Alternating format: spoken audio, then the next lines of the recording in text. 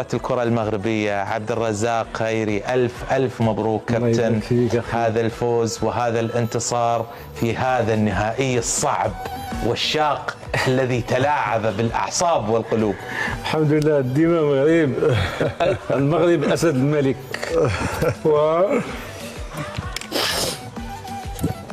وهنئ المنتخب المغربي والشعب المغربي على هذا الإنجاز، وأقول لأخي حاتم هارد لك وللشعب الأردني الشقيق مناسبات أخرى إن شاء الله. إن شاء الله. الحمد لله يهدي الكأس العربية إلى ساعة كابتن. مبروك كابتن، مبروك ألف مبروك. هذه دموع غالية لرجل يعني كانت له بصمة في المونديال قبل 40 عام، واليوم يفرح هني في أبو ظبي مع المحبين للكرة المغربية والصوت الأطلسي.